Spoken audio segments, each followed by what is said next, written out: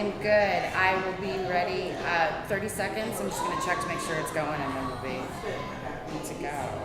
Oh, now live on your channel. So let me just make sure this is over here.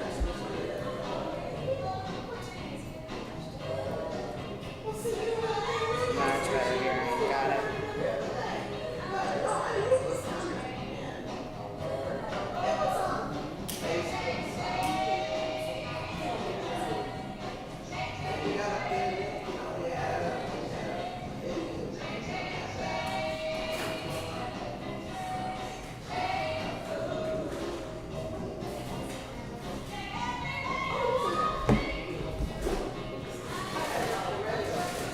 Okay.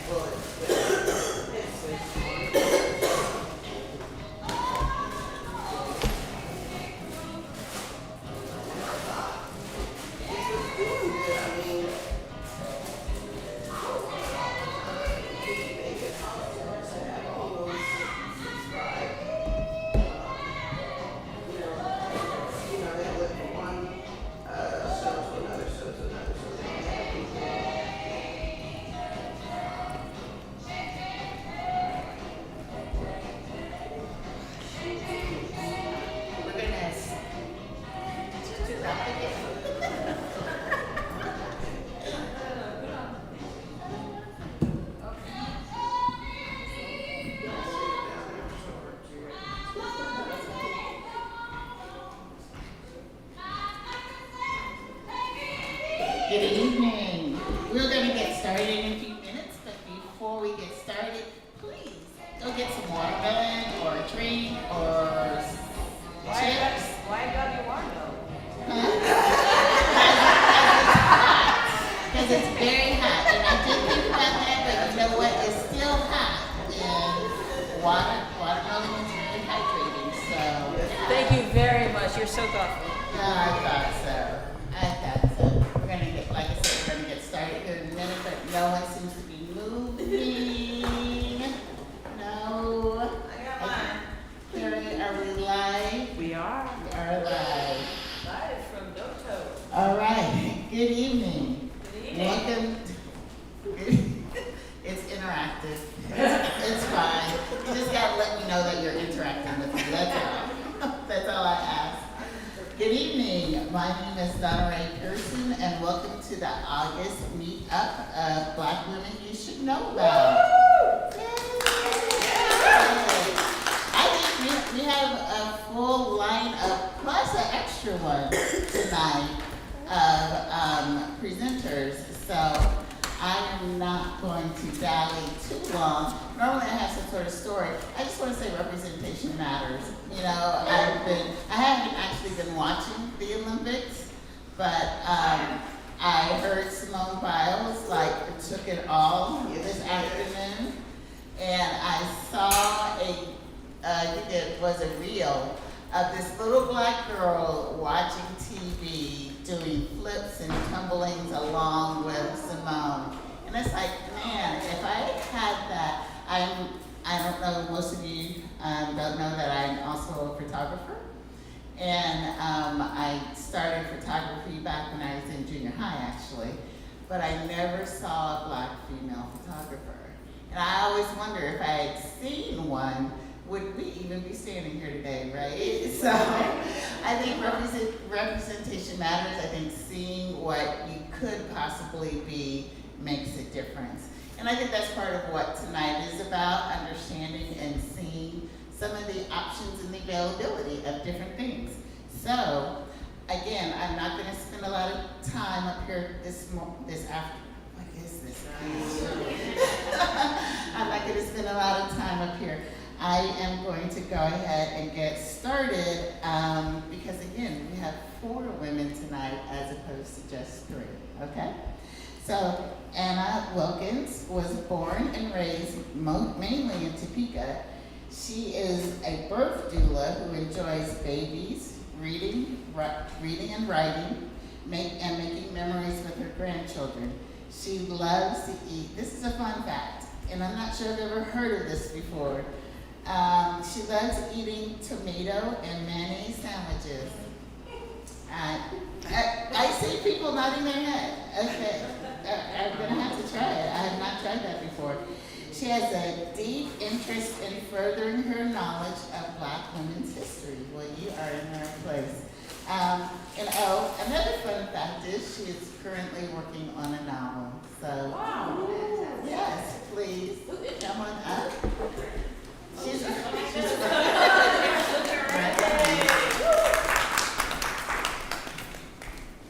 I was about to say, Gina, you've been holding out.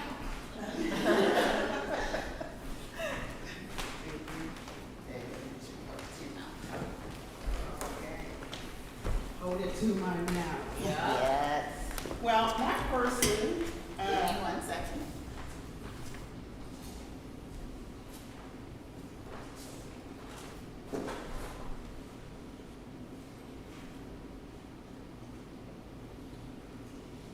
this is Gwendolyn B. Brooks. Little known, although she wrote extensively, but little is known about her. The B stands for Bennett. She was born in July 8, 1902 in Gladden, Texas. She spent most of her early childhood in Washington, D.C. And her parents divorced when she was 4. Can we go to the next one? I'm sorry, guys. This is her teenage years when she was started writing mainly extensively in Pennsylvania. And then I'll have to go to 3.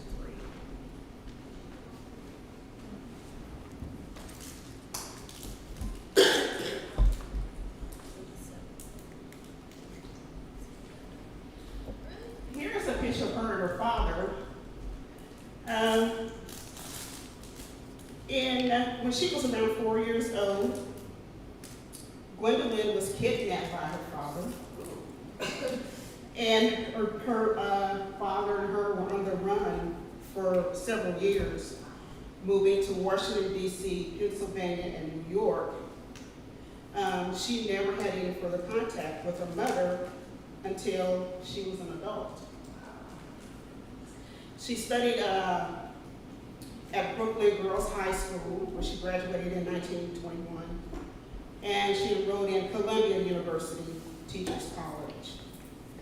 And she also studied in the Fine Arts Department for a couple of years, where she transferred to a different art institute.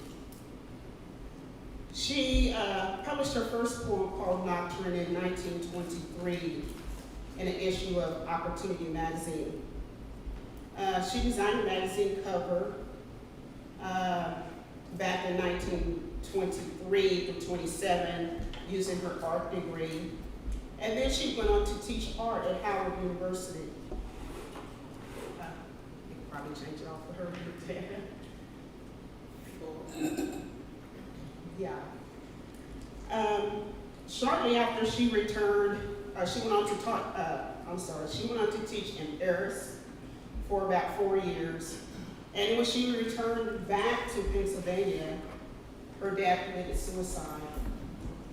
It was thought that it was because that he had embezzled money from a place that he worked at, but that was never a known fact. And it was never a known fact that it was actually suicide. During the summer, she then began to design and edit a literary magazine called Opportunity and Fire. And at the same time, one of her best friends was who we all know, Aaron Douglas was one of her best friends. And they two published, worked together, and also started a writers group in their community library. In about 1928, she moved to Florida and she got married.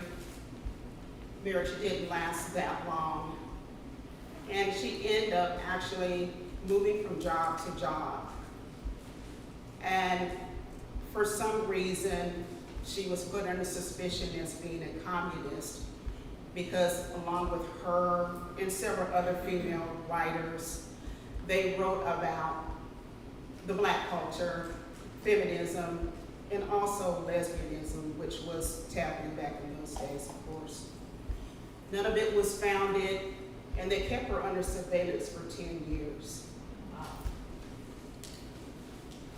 She enrolled in a art institute in Washington, D.C. And she ended up leaving there when she became engaged to one of the students there at one of the universities. And then she went on to work at,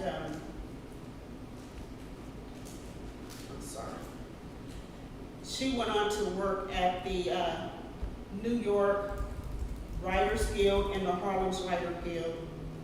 She actually married a second time to a Caucasian male, and she ended up having to leave her job because, of course, that type of marriage was unheard of.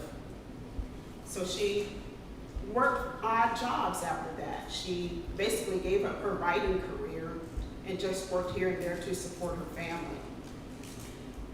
She eventually ended up putting together her own writers guild, and she presented at different libraries and universities, what have you, until about 1928, when she published Fire. 1926, she was publishing a magazine called Fire. And one of the co-writers with her was Nora Zillian Hurston. Although the magazine and her writing failed, today it is reported as being one of the most key cultural moments recorded. So her work wasn't recognized, and then all of a sudden now, of course, it is.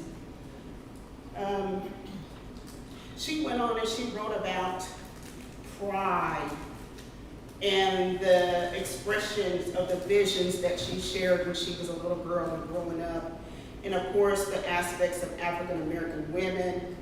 And she very much wrote about how she wanted Black women to embrace themselves, their femininity, their sexuality, and of course at times that she was shunned about that. She ended up dying in 1981 at the age of 78 in Reagan's Hospital in Reading, Pennsylvania. But prior to her passing away, she still she had opened up an antique store with her second husband, which was the Caucasian man. They still remained together, and that store remained until her passing. So, and that's all I have. Yay. Thank you. I do want to share one of her poems with you, and it's doing Harlem Renaissance poem, and it is, I am wearing a song of waters, shaken from firm brown limbs or heads thrown back in irrelevant mirth. My song has the earth's sweetness of moist dark lips, where hymns keep company with old forgotten banjo songs. Abandon tells you that I sing the heart of race, while sadness whispers that I am the cry of a soul.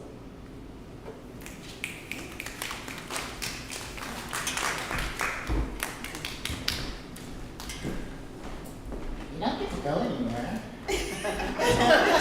This is the time that we have for burning questions. So if you've got a question that can't wait until the very end, please go ahead and ask that now. And I'll come run over and be Vanna with the mic. Or no? Well, I have a question. Yes. did I understand you correctly that she was part of the Harlem Renaissance? Or am I making that assumption? No, she was. She was? She was, but she was not recognized as some of the more prestigious members of it. Okay, so she started the writers group. Do you know what that group did or who that group was composed of? Well, she was in the Howard University, at Howard University, and she started a writers group there. And along with her was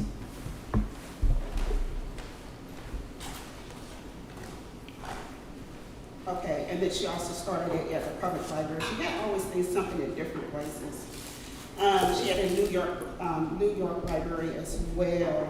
And part of the people that contributed to her, or that was included with her, was librarian Ernestine Ross and Jesse Redmond Faust. I've got a question. So I'm curious as to know, maybe I asked you already, how did you come to choose this person? Was it your choice or was it assigned to you? And if you chose it, usually people choose things that they find affinity with. So do you relate to her in any way?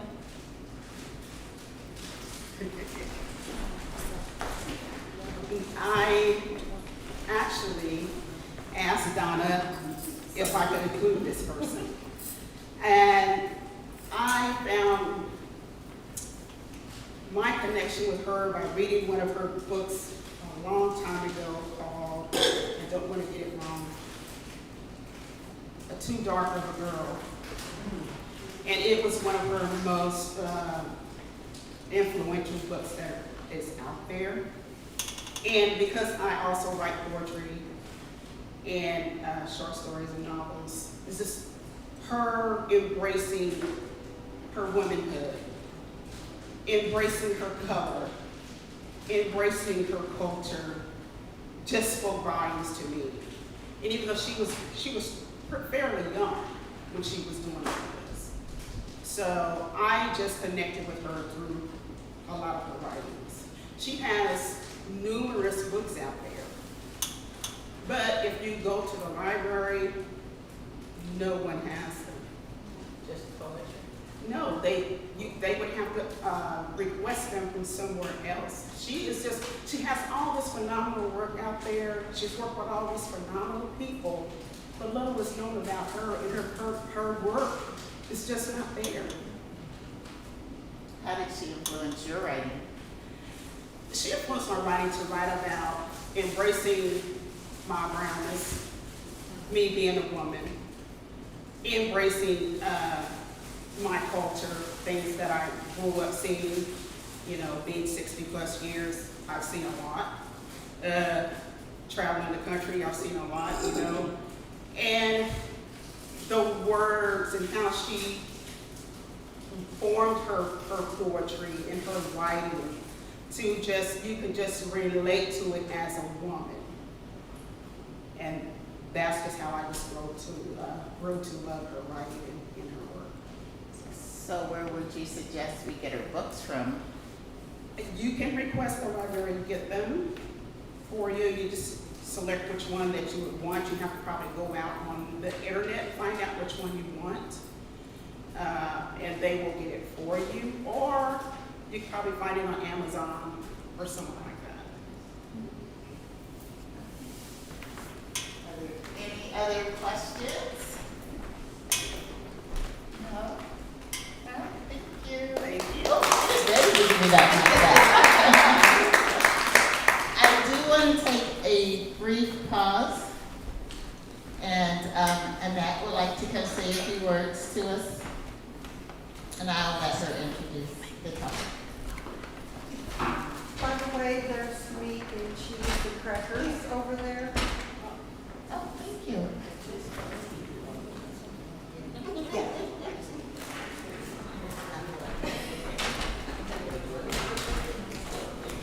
Thank you, Donna. Each one of us here this evening is on bereavement leave. woman who we will never, ever have a chance to meet. Sonia Massey was murdered. And while we had and have 1,000 things to do in our lives, our families, our jobs, our commitments, I don't know that we have a chance to just stop for a moment and say that someone in our family was murdered. Well, Annette, were you related? I look exactly like her. We all do. We are Black women. We are women of color. And we have lost someone. So this evening, when I thought of being here with you and among you, I wanted to know if you could just take a moment of whatever you feel moved to take, whether that is silence, whether that is noise, whether that is saying her name. Her name was Sonia Massey. And I just wanted to have a moment this evening. I'm going to choose silence for maybe 30 seconds after I say her name again, Sonia Massey.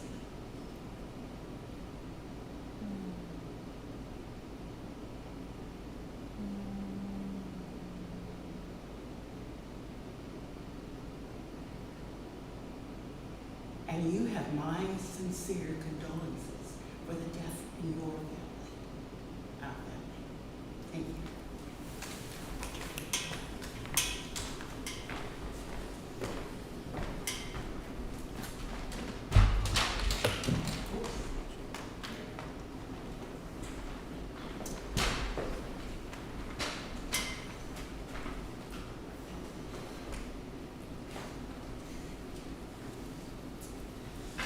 What we're trying to do here is create a sacred space.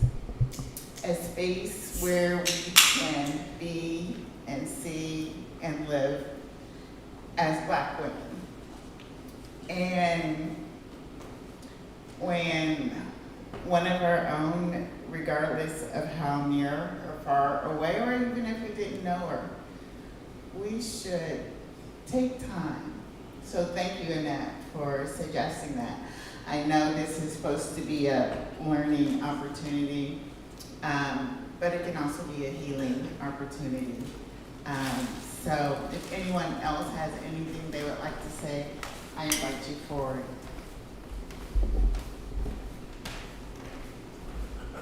I guess that was my cue.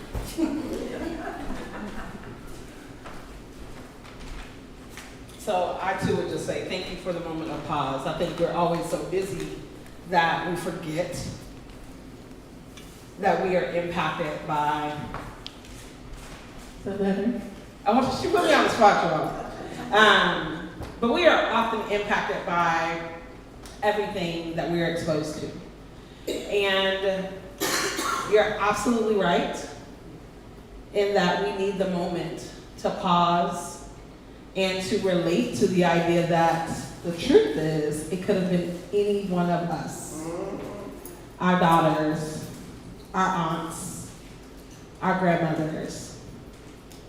So I am a grief counselor, and if any of you have questions or need additional supports, my webpage is thegriefcounselor.com, and there's a contact sheet right at the top. You're more than welcome to ask questions or ask for resources. I'm happy to get those for you. If you need a sister friend to sit and chat to, I have no problem being that too. I will share that the family of our sister, Massey, is actually in Wichita, Kansas. It's where they live. And they are doing a gathering on August 10th at 10 a.m. At the park in Junction City. And if you want details, I'll be happy to share those with you. But it is an opportunity for us to show oneness because she was one of us.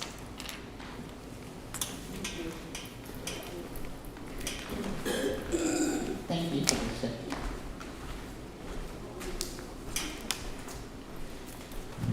All right.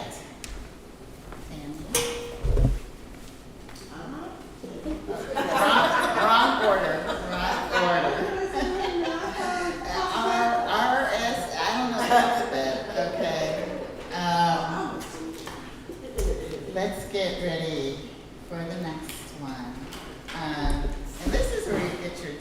tonight, okay?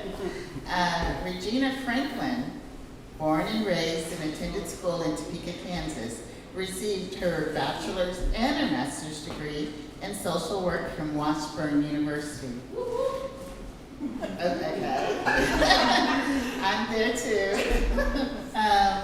Her work experience includes addictions treatments, prenatal mental health, maternal and child health, domestic violence advocacy, batterer intervention therapy, and school social work.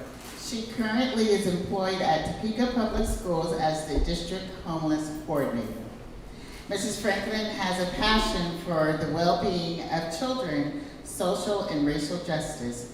She currently serves as the Kansas Statewide Homeless Coalition's Equity Committee, the Youth Services Work Group, and the Topeka and Shawnee County Homeless Task Force.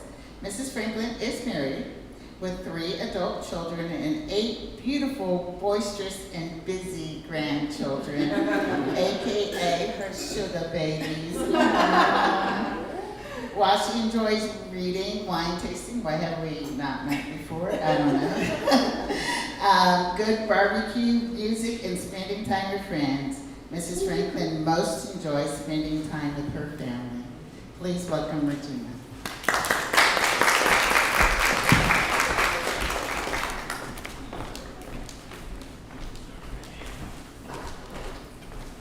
Thank you, Donna.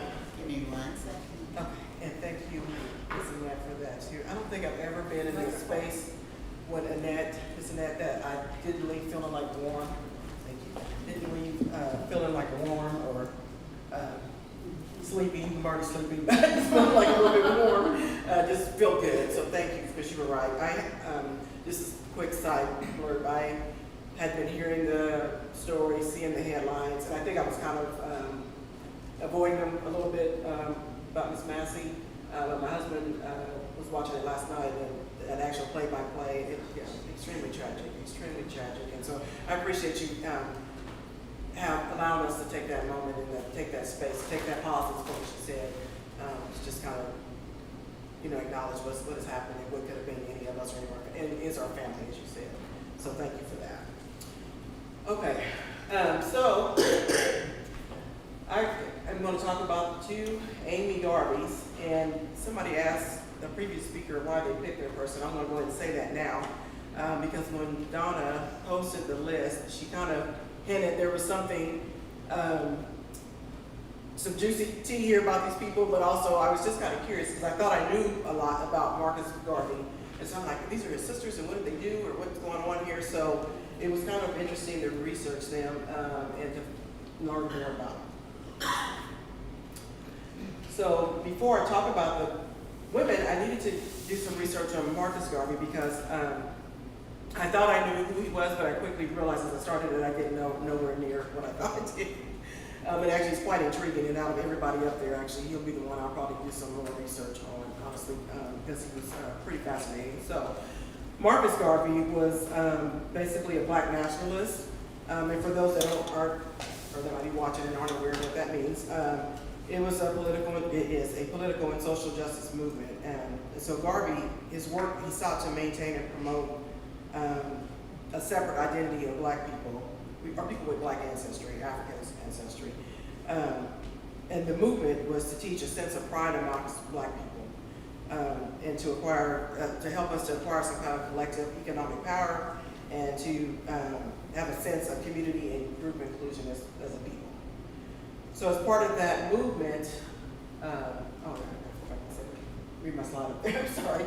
Forgive me, I told them what we still are without power. I've had like 3 hours of sleep, so I'm really tired, but I wanted to keep my commitment. So, Mr. Garvey was born in St. Anne Bays, Jamaica. His father worked as a mason, and his mother was a domestic worker and also a farmer.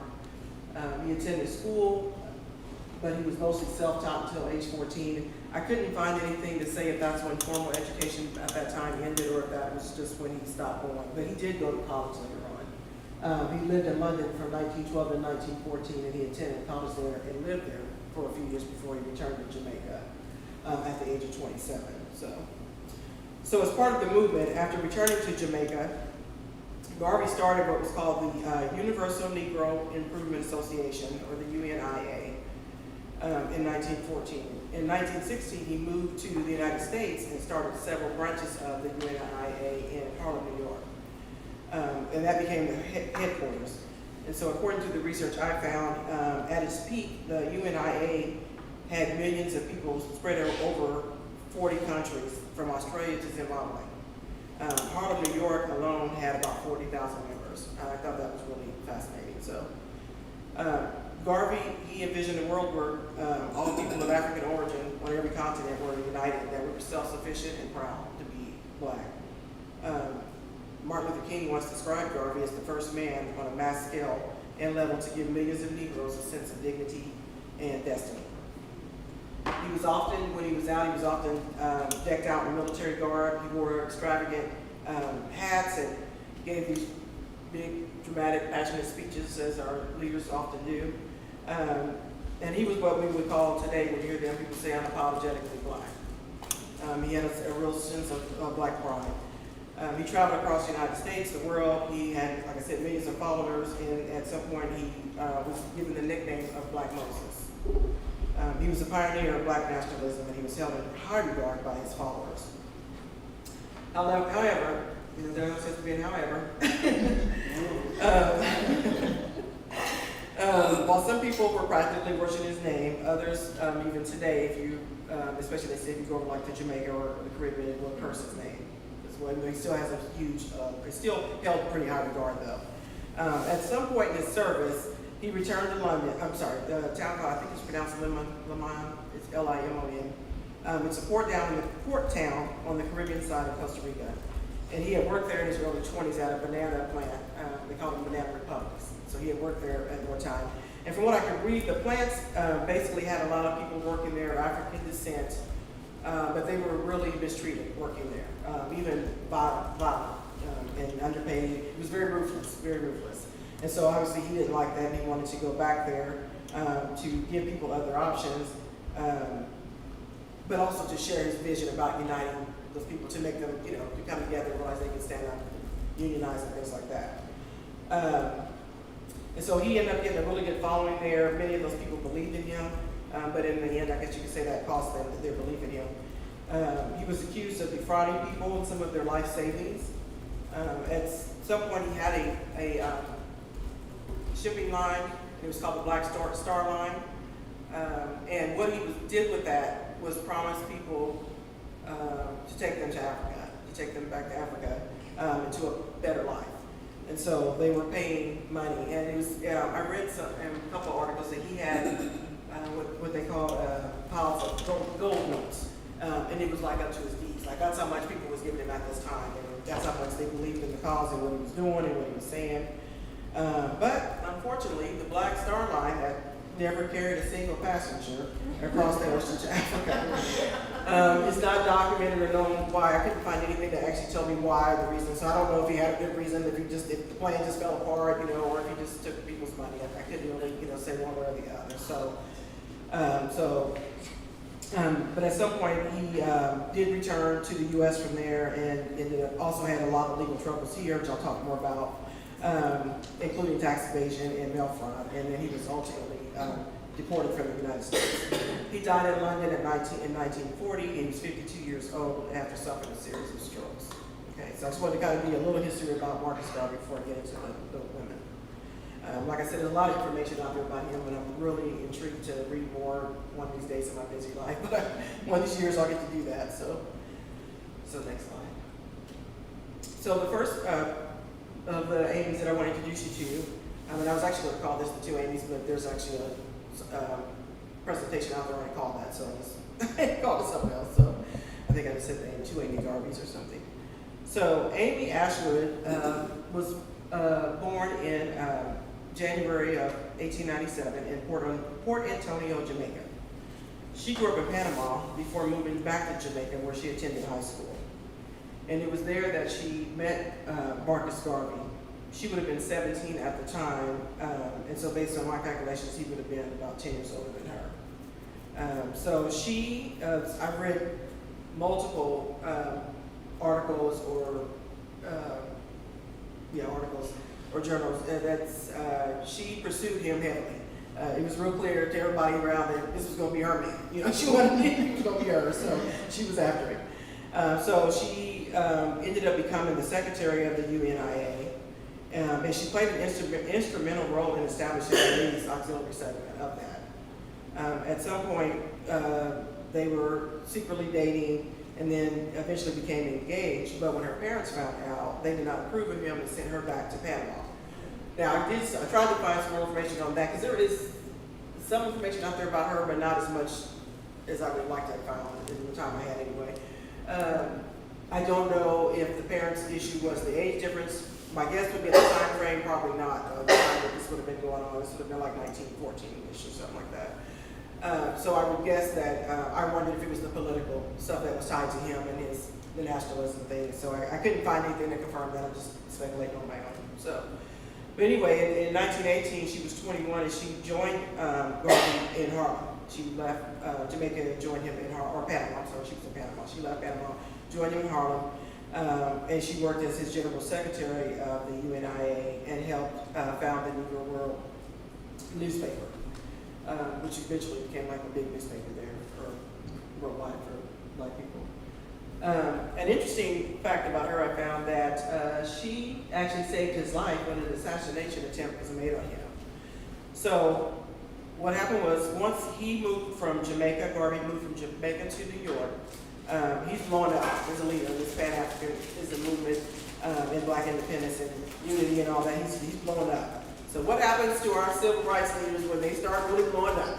It's like all eyes on them by who? Usually the government or something. They suddenly get real focused and really kind of trying to, especially if you're moving people and making things happen. So Garvey's work, he was no different. His work had attracted the attention of the New York assistant DA, whose name was Edwin Kilmer, and also J. Edgar Hoover. And so you know that, yeah. I didn't have to say much on him. I knew y'all would know that name. So Kilmer, he was all in Garvey's business and was trying to find any and everything, any kind of charges he could come up with.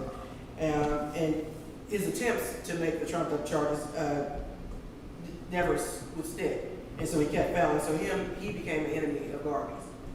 So on October 14th of 1919, a man named George Tyler shows up at the UNIA headquarters one day and aggressively, kicks in the door, is what I've read in several things, and asking for Garvey. So as Garvey's approaching him, he shoots him twice. And he did raise his head, I think, and his leg, it said, before Amy jumped over and shielded him. So when she jumped over and shielded him, the guy, Tyler, takes off running and leaves. He did eventually, that day, I believe it was arrested. But it was rumored that before he shot him, that Tyler had yelled that he was sent there to assassinate him by Kilroy, the DA. But I couldn't find anything that actually confirmed that. And there was actually articles that said that was actually never confirmed. So, but it's not that unbelievable to me that it was sent there to do that. But anyway, Kilroy did run off. He got arrested that day. He was taken to jail and allegedly the next day fell 30 feet to his death. Yeah. And so it was, some speculated suicide, others speculated probably homicide, because he didn't complete the assassination. So, so this happened in October of 1919. 2 months later, Marcus Garvey and Amy were married. So my thought was, yeah, she saved your life. You might be I told you. She was all ready. She was probably already had her stuff ready. So 2 months later, they got married. Unfortunately, the marriage only lasted about 3 months, though, as them actually being together, living together, things like that. And it was actually a very nasty breakup that went on for about 3 years and was really ugly. They was both accusing each other of infidelity, things like that, so it was not good. But they actually living together as man and wife only lasted about 3 months. So after that, Amy returned to Jamaica. She continued her career. She moved into politics. She gained national recognition as a Pan-Africanist, a cultural feminist, a playwright, and an entrepreneur. She also organized several women's organizations in West Africa and the Caribbean, and she became an important figure in the anti-racist movement in England. She was very prominent. But for whatever reason, she never fully accepted the divorce. There's a lot of articles that mention that long after that, she could still continue to pursue him heavily and sometimes make life difficult for him. And she considered herself the real Miss Garvey until her death, and she died in 1969 at the age of 72 in Kingston, Jamaica. So that's Amy Ashwood. Now I'm going to tell you about the next Amy. Yeah. So Marcus clearly had a thing from Amy, so the next wife was Amy Jock. And Amy Jock, I found a little bit more on her. She was also born in Kingston, Jamaica. She grew up very privileged. She was what they considered at that time had an upper class upbringing. She attended the finest schools in Jamaica. Her great-great-grandfather was John Jock, and he was the first mayor of Kingston. Both of her parents were also very educated, which, from what I could read, that was a big deal at that time. I mean, it was a big deal in the United States at that time to have black people educated. But in Kingston, in Jamaica, to have them formally educated like that was really a big deal. So, and to have a family history of that. So, her mother was a biracial woman who grew up what they call in the colored elite side of town. So her mother also had a pretty, they had a little money. These people had a little bit of money. So anyway, after her school in Jamaica, Amy Jock moved to the United States in 1917. And then she joined the UNIA in 1919, and she became Garvey's personal secretary, replacing Amy Ashwood, who had just married Garvey. So when she first got there, that's when she became the secretary, and they had just got married at that time.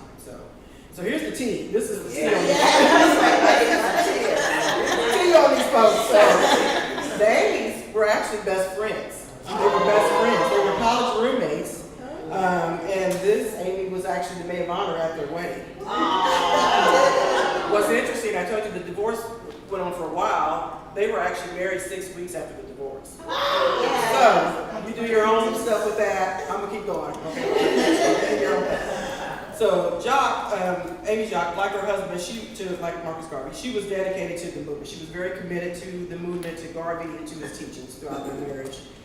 So about a year after they got married, she edited and published volume 1 of The Philosophy and Opinions of Marcus Garvey, and then she did another volume in 1925. So, like I said, these women, they in with him. When they get in there, they love him. Like, she was like, I'm gonna write a book about you, and they'll put another one out for 4 years, And so she did that, and then she also took over the UNIA's newspaper, The Negro World.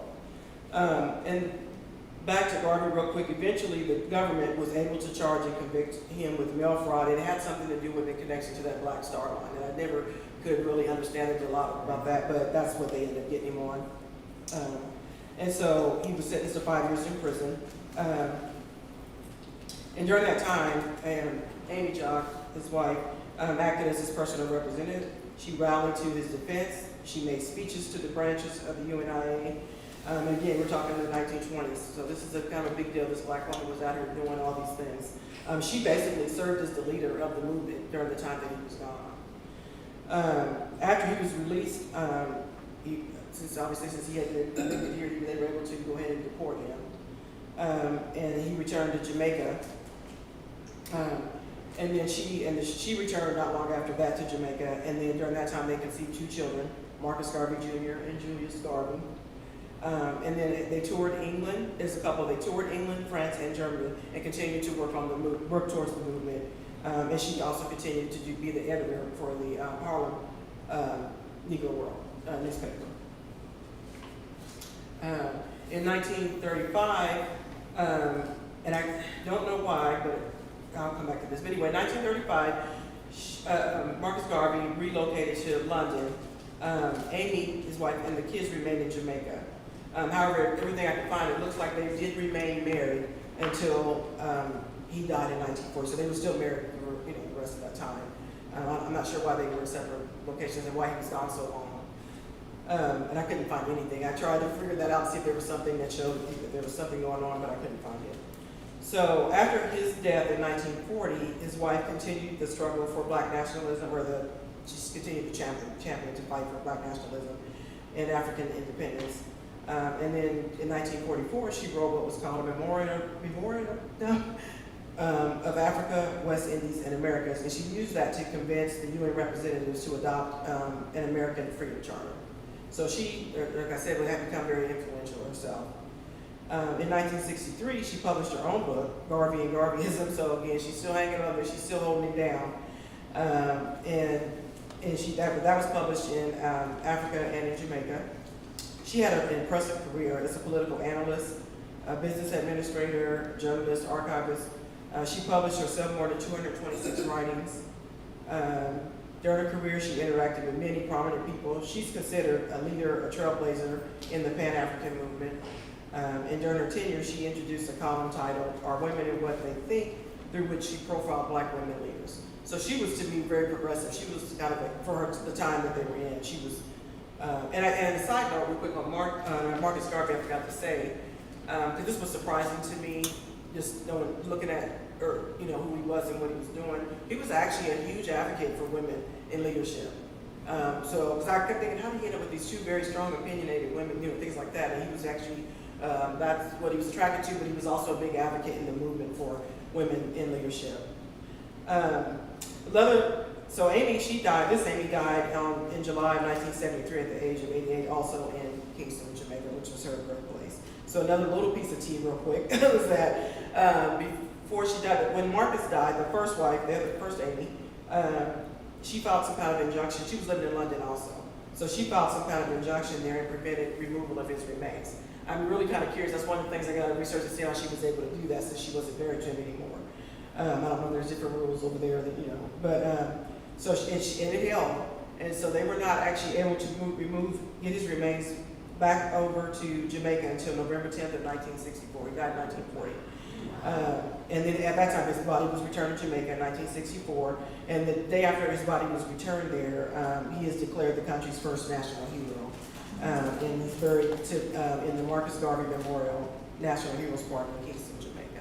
So I just thought that was interesting. I'll have to go back and see how she was able to do that. But I thought, boy, she wasn't playing. She said, I Miss Garvey. And that's what it is. So why should we, next slide. Why should we know these Black women? And I had to think on this for through the weekend, last weekend, but I feel like their legacies offer some invaluable insights to us today as Black women.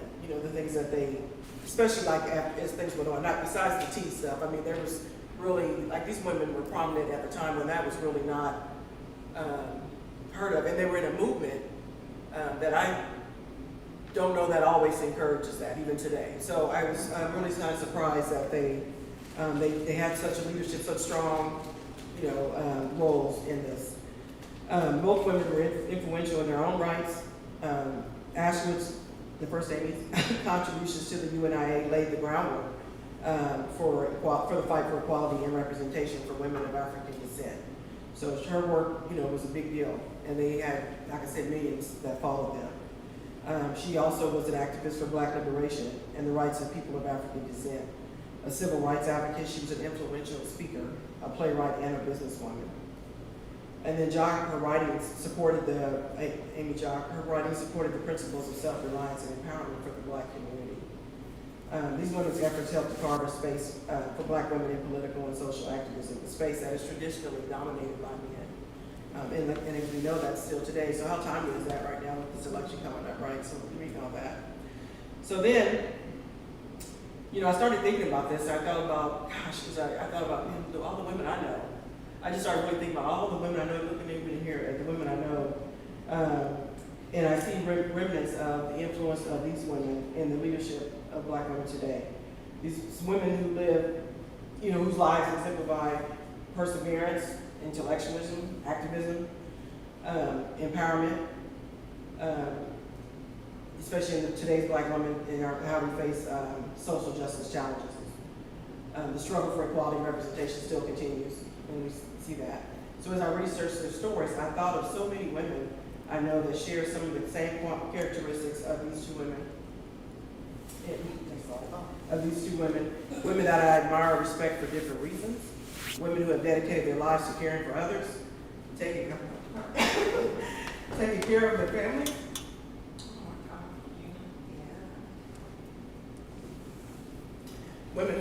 degrees, overcame addictions, survived domestic violence, broken marriages, tragic losses, overcome diseases or other adversities that were meant to destroy them, women who own businesses, women who are world travelers, women who are world-renowned speakers, playwrights. These are women I know I'm talking about. These are some of those women.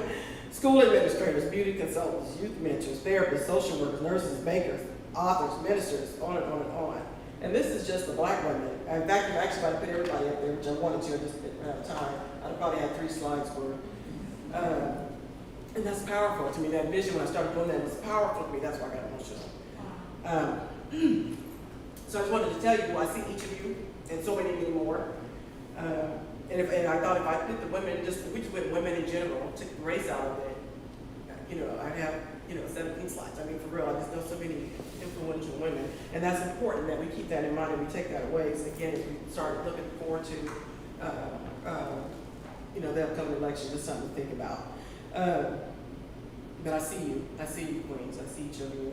And so I hope your takeaway from this presentation is just a reminder that we can and we do lead. And we are powerful beyond measure, and it is our time. Thank you.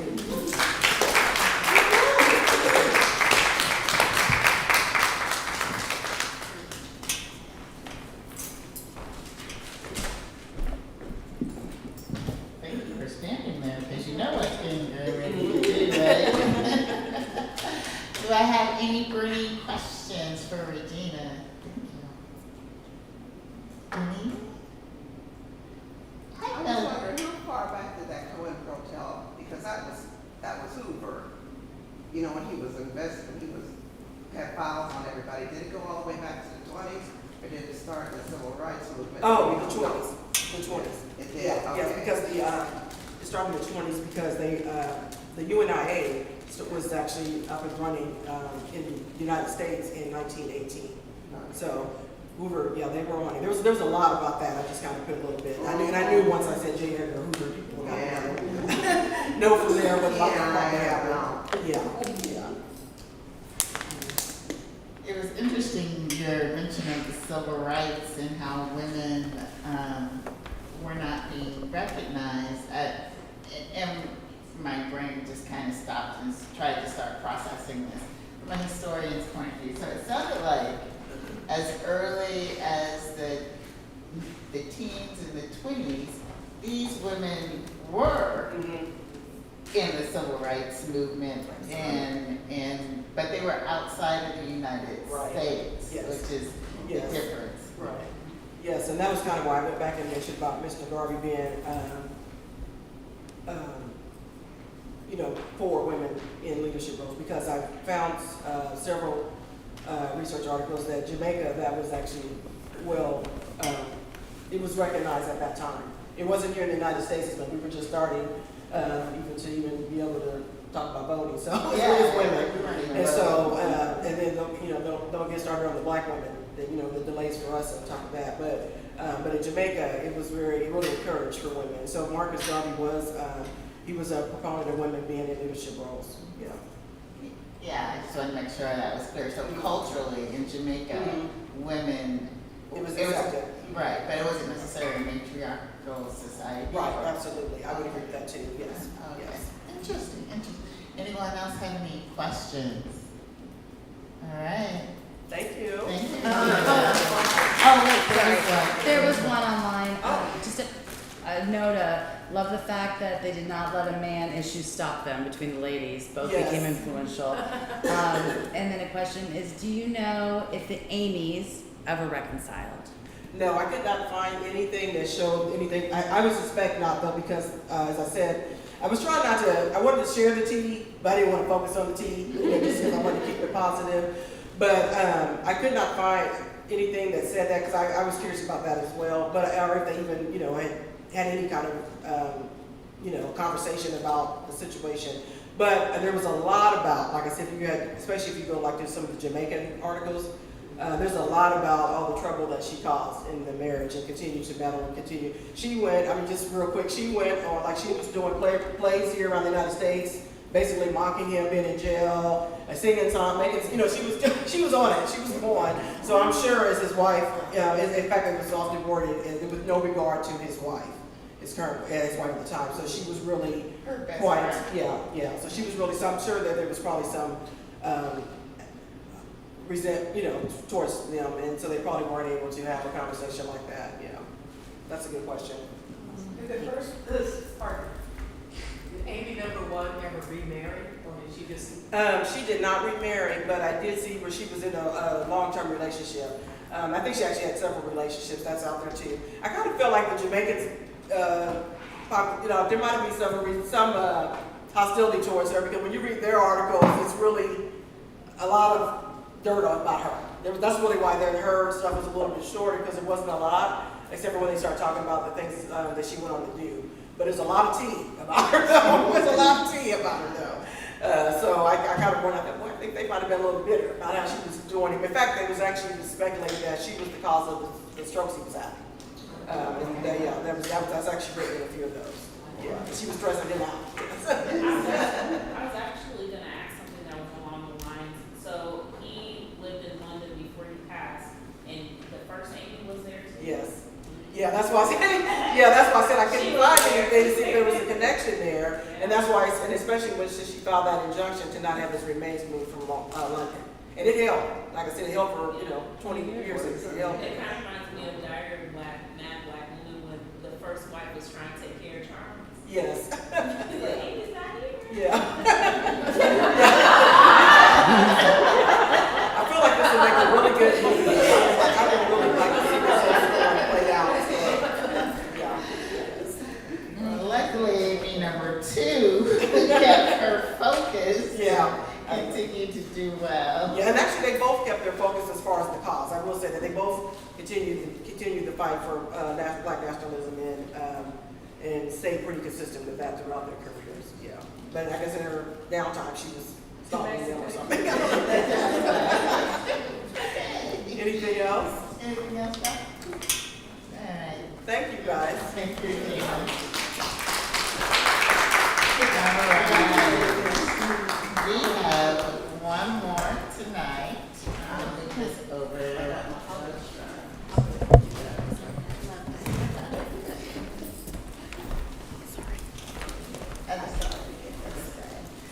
Well, there's the word the blue one is.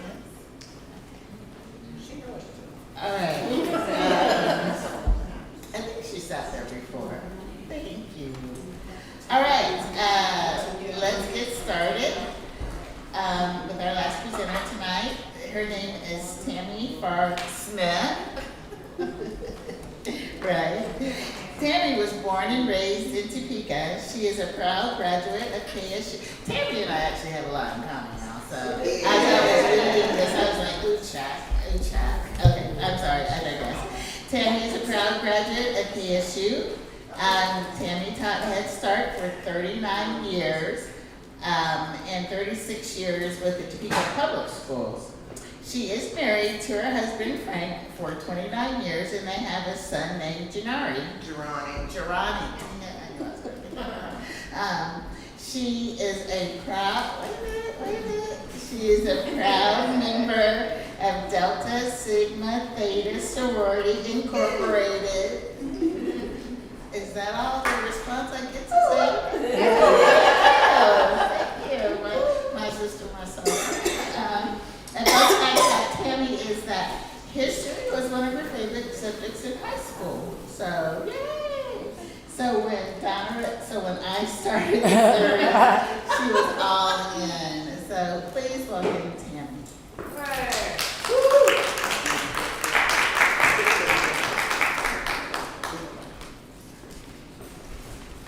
Okay, yes, I get in more trouble when people do interesting things. Chris said, oh, let's exercise. I'm like, I'm in. Donna's like, do you know any of these women? I was like, I know some of them, but she said you had to pick one you didn't know.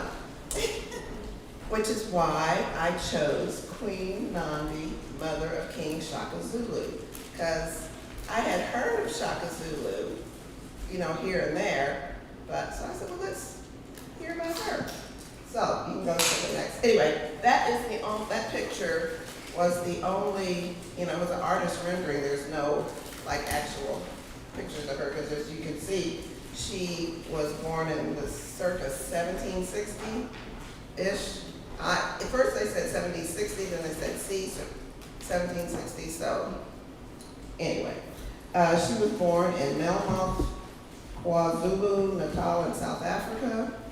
And these names are going to get me in trouble because I tried to pronounce her baby daddy, and I had it on my phone, and it didn't work. So. But Nandi means the sweet one. Another translation was a woman of high esteem. Her father, Bebe, was a chief of the Elangi people, and her early years were spent with her mother, being a helper of her mother by age 6, and fetching water, sowing the land, collecting firewood, all of that, because they were tribal people. But you can go to the next slide. So, one day they were returning from a visit with relatives, and they encountered a group of warriors who were accompanying the king of the Zulu people, and that's the name that got me in trouble. Since Kajama, and Kajama means a son of. So that person, I ran it through the thing, and no, it did not work. So, but apparently the Zulu customs sexually, it was interesting. They encouraged self-exploration, let's put it that way, and but did frown, of course, on sex outside of marriage. So they engaged in this lovely word that I tried to look up and it didn't work. Ukosoma, which was sex without, they fooled around, okay? Fooled around a little bit. And he liked her. And so the custom was, of course, you had to do a courtship. I'm over here watching Bridgerton while I'm doing this. So they had a courtship, and of course he had to provide a lobola, which would be like a dowry to the bride's family, because they're giving up this, she's going to produce for him and everything. However, if you want to talk about spilling some tea, they fooled around a little bit more, and they kind of went beyond the fooling around, and actually he got her pregnant. So she goes to his people and says, hey, you got me pregnant. And she goes to her people, hey. And they didn't believe her until, of course, it became evident that, she was with child. So the Mahongo people, whatever, approached the Jamas, and they's like, hey, you gotta pay up because you have damaged, this child's reputation. And then she jumped in and said, hey, I want 55 head of cattle because you have ruined me in so many words. And so they paid up because they did not want war. And they realized, what had happened. However, the king did really love her, so eventually he married her. So she went to his kraal and gave birth to her son named Shaka. Now, the problem was this was an inter-clan marriage. I guess like back in the day, if Catholic married a Protestant or whatever, so it was forbidden. So she was just kind of doomed from the start. She was abused. He had a number of wives. He had 14 kids, so he had a number of wives. This was his third wife, but she was not high on the totem pole, so to speak. She was of low esteem. And so she was abused, got to the point where she just couldn't deal it anymore. So she went back home. However, she did not take Shaka with her at first. And okay, I'm a day ahead. I'm sorry, a slide ahead. Could you go to the next slide? So she left him with his father.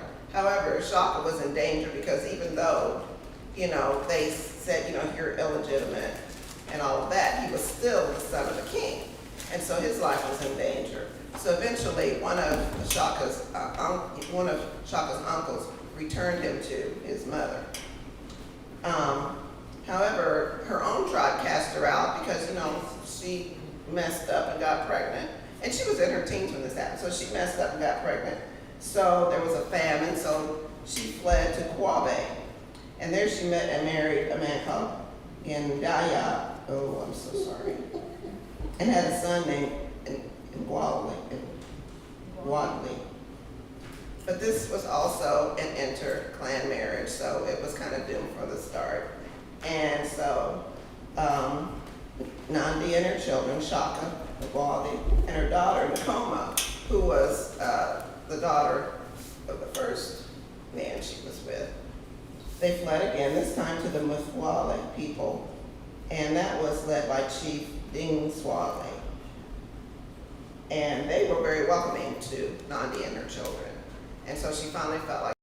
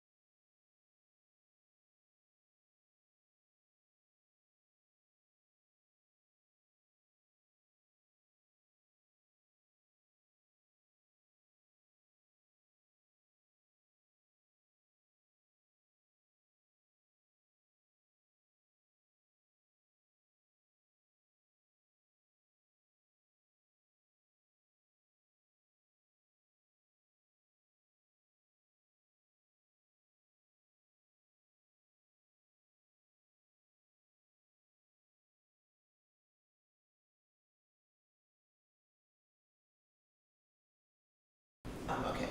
So the Queen Nandi died of dysentery on October 10th, 1827.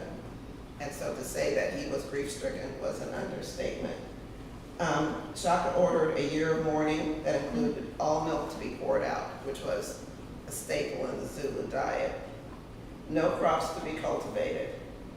And all pregnant women were to be killed along with their husbands. And at least 7,000 people were executed.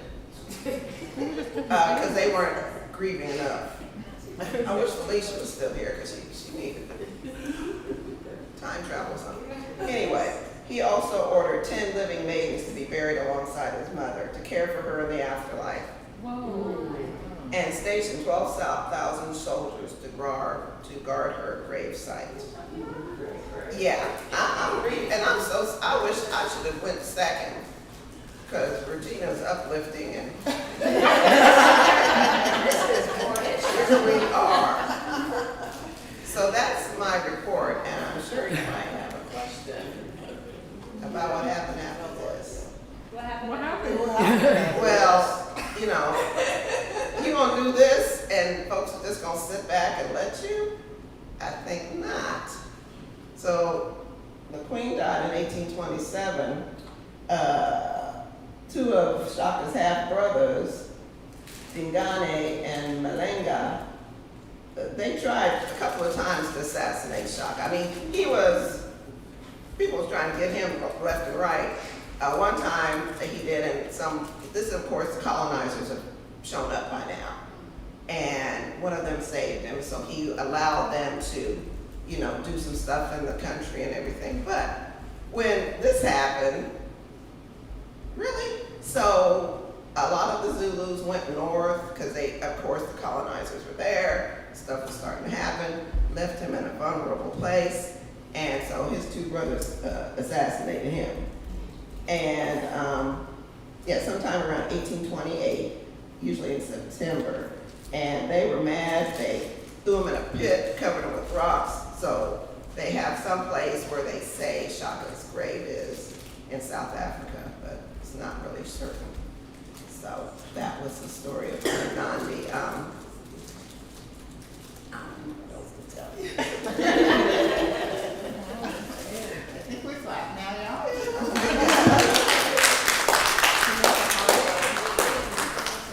Do you have any idea how long this went on? I mean, you killed 7,000 people. It looks like it lasted about a year because a year after his mother died, they said, they took him out because,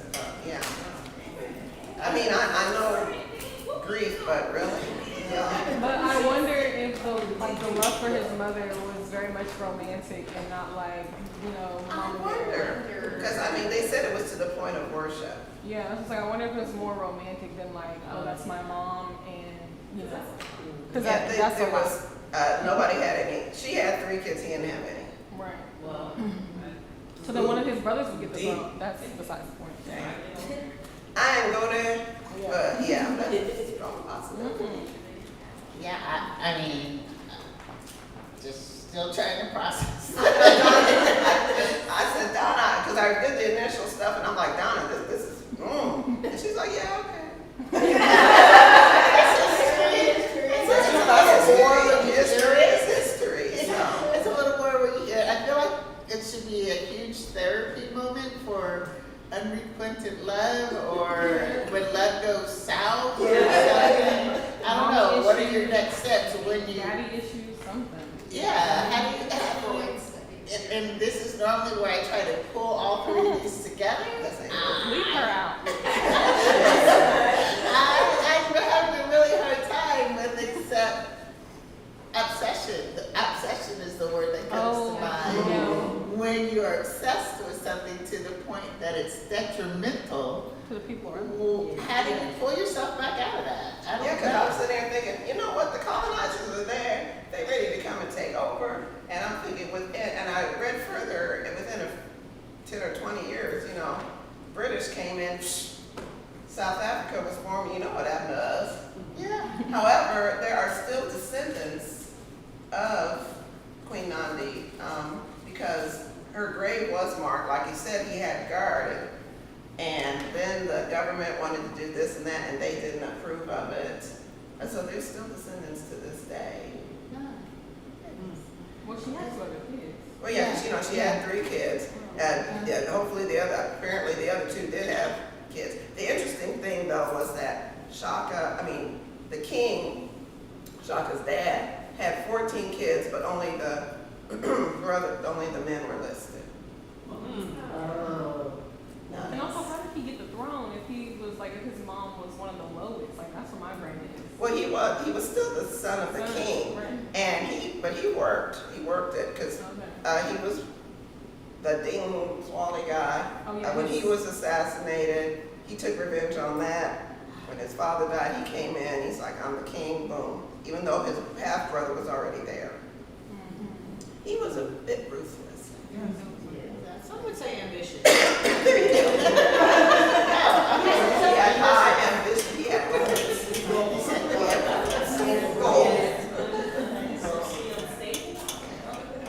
No, I mean, again, the word obsession comes to mind on both of these, and though Regina said Amy did not stop her other work, it had to interfere with her work. And again, I think, obsession almost versus passion, right?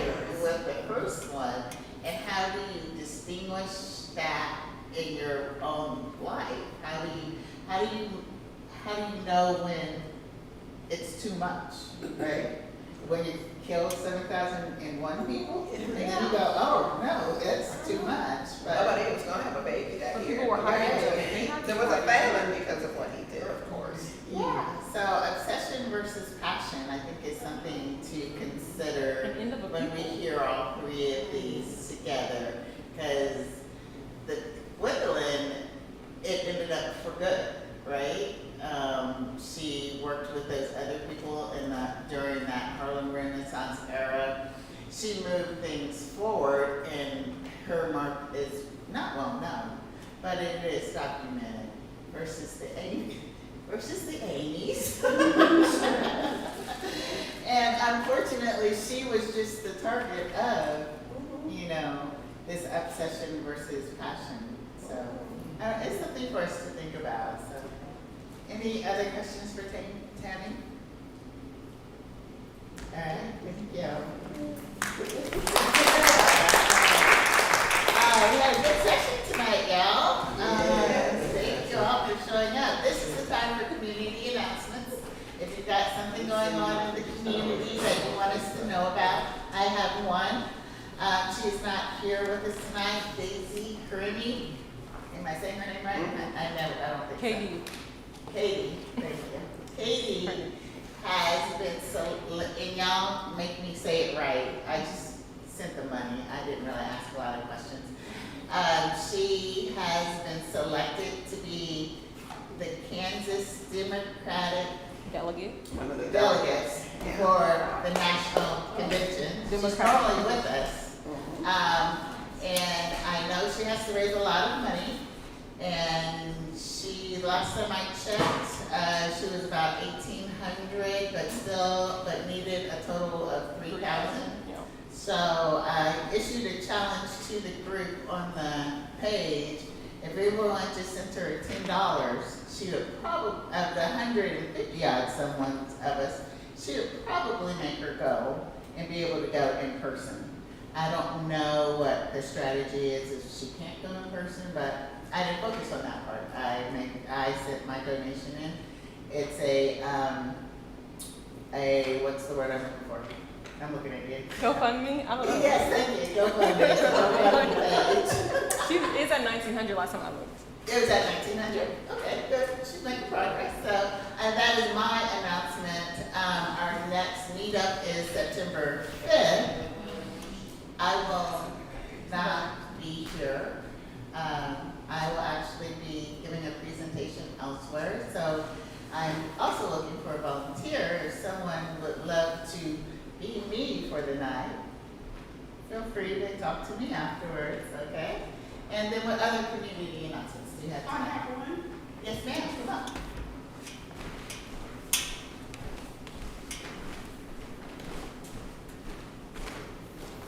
PSA and personal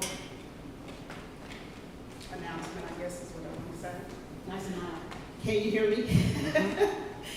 I was selected by Barnes & Nobles. My book was selected as being one of 8 local authors to be included in their book fair.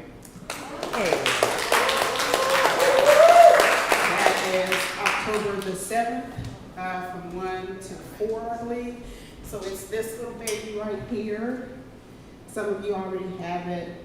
And the title is To See My Own World.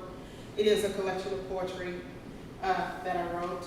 And so I would love to see you guys' beautiful faces there if you could. If not, warm hugs and wishes. Daytime. It is Barnes & Nobles, I don't know the exact address, on Wanamaker, October 7th, 1 to 4 p.m. There is October or September? October. There is an event. I created an event for this also within the Facebook group, so you'll be able to go check it out if you don't have something to scribble it out right now. And I think this is their first local author fair. We'll say this. I don't know. It's the first time you've been there. But if I may, Email. because this is Black women, you should know. This, I think, poem kind of resonates for any woman. It's called All in the Walk. As I walk, it is with confidence, pride, and control. As I walk, it is with the whole being of creativity and sensibility.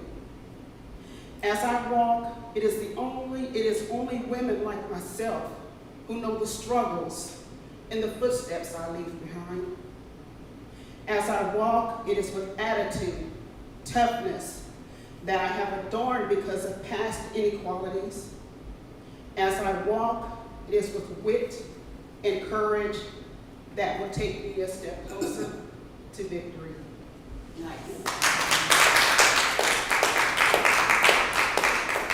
right, do we have any other announcements? Yes, ma'am? You want me to come?